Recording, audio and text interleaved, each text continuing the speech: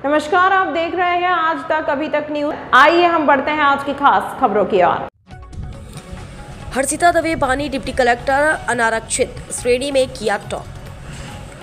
MPPSC वर्ष 2024 की परीक्षा में हर्षिता दवे ने फीमेल श्रेणी में टॉप किया है। हर्षिता ने अपनी इस सफलता के लिए अपने प्रारंभिक विद्यालय सरस्वती शिशु मंदिर और माधव विद्यापीठ का परीक्षा पूर्व तैयारी के लिए आजाद P3 क्लासेस की संचालक श्री लखन पटेल जी, महेंद्र पाटीदार साक्षात्कार की तैयारी हेतु प्रदीप मिश्रा जी का आभार भी व्यक्त किया है।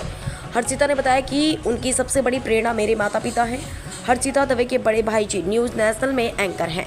हर्षिता प्रारंभ में इंटरनेशनल डिबेटर भी रही हैं। हर्षिता ने बताया कि मेरी मां सुनीता दवे दिल्ली इंटरनेशनल में हिंदी की अध्यापिका भी है। वहीं उनके पिताजी डॉक्टर विकास दवे भी साहित्य अकेडमी के निदेशक हैं। आइए जानते हैं और क्या कहा हर्षिता दवे ने इस खास रिपोर्ट में। इंदौर से संवाददाता विवेक सिंह की रिपोर्ट। बहुत लंबी यात्रा थी और जब ये यात्रा शुरू की थी तब मुझे भी नहीं पता था कि ये यात्रा कितनी लंबी चलेगी और कहाँ तक मुझे लेकर जाएगी, लेकिन ईश्वर का आशीर्वाद था, मेरा परिश्रम था, धैर्य था और सतत प्रयास का ये परिणाम है जो इतना सकारात्मक आया है और इस यात्रा ने एक बहुत ही अच्छे मोड़ पर लाकर मुझे खड़ा किया है। बहुत प्रसन्नता है। शुरुआत जब मैं सेकेंड ईयर में थी, मेरा ग्रेजुएशन चल रहा था, तब मैंने औपचारिक रूप से MPPSC की तैयारी प्रारंभ की थी और आज पूरे 2 वर्ष हो गए हैं और परिणाम बहुत सकारात्मक रहा, इसकी मुझे खुशी है।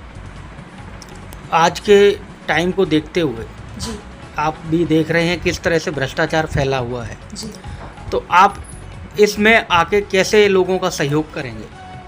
जी, मैं हमेशा कहती हूँ कि डेप्यूटी कलेक्टर बनना लक्ष्य नहीं है, लक्ष्य है समाज के विकास में अपनी भूमिका निभाना। जिस पद के लिए मुझे चुना गया है वो बहुत बड़ी जिम्मेदारी है और मेरा पूरा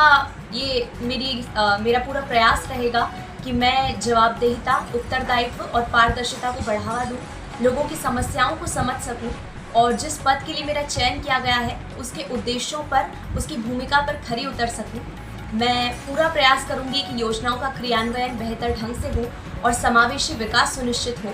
जो योजनाएं हैं उनका लाभ लाभार्थी को पहुँचे, अंतिम पंक्ति के अंतिम व्यक्ति तक पहुँचे। ये मेरे अभी आप इस पड़ाव तक आए हैं, इसमें कहीं ना कहीं कोई कठिनाई का सामना भी करना पड़ा हो?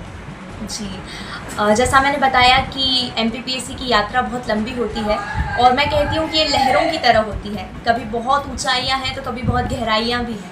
तो ऊंचाई निश्चित तौर पर आज देखने को मिली है, लेकिन गहराइयाँ भी आई थी। कई बार ऐसा लगा कि शायद बहुत कठिन होगी ये यात्रा। जब 2023 का मैंने मेंस दिया था, प्रीलिम्स मेरा पहले ही अटेम्प्ट में क्वालिफाई हो गया था, लेकिन मेंस में कुछ गलतियां हुई थी, समय भी सीमित था, जिस वजह से मेरा मेंस क्वालिफाई नहीं हो पाया था।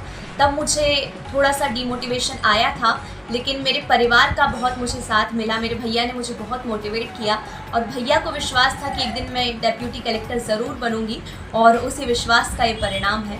तो संघर्ष थे, लेकिन उन पर स्थिरता बहुत ज़रूरी है, धैर्य और पेशेंस बहुत ज़रूरी है। आपके इस पूरे स्कूल की एजुकेशन के पूरे उसमें किसका ज़्यादातर सहयोग रहा आपके साथ?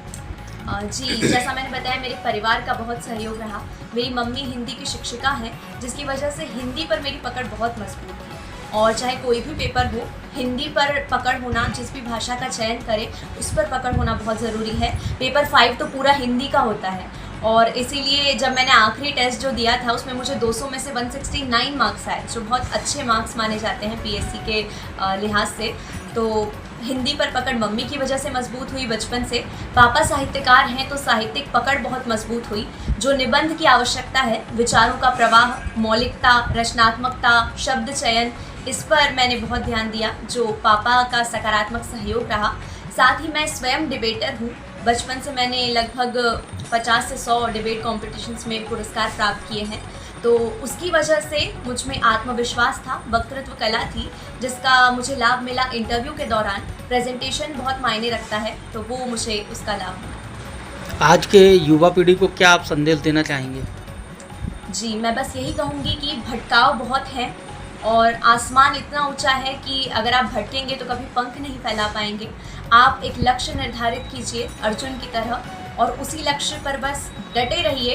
एक न एक दिन आपको सफलता ज़रूर मिलेगी और ये केवल जीवन का एक भाग है। अगर आप प्रतियोगी परीक्षा की तैयारी कर रहे हैं तो आपका पूरा जीवन नहीं है, केवल एक भाग है और ये पूरा जीवन नहीं है। इसलिए कोशिश करते रहिए कि आपके पास एक और कौशल हो कौशल विकास पर ध्यान दीजिए, ताकि कभी भी आपके सामने ये प्रश्न खड़ा ना हो कि ये नहीं तो क्या। आपके पास हमेशा एक दूसरा विकल्प तैयार हो और आप जीवन में बेहतर कर सकें। अभी के समय में कुछ लड़कियाँ लफ्ज़ियात की ओर बढ़ रही हैं, कुछ नशे की ओर बढ़ रही हैं, इनके लिए आप क्या कहना चाहेंगे? मैं यही कहूँगी कि हमारे समाज को एक सकारात्मक दिशा देने की आवश्यकता है।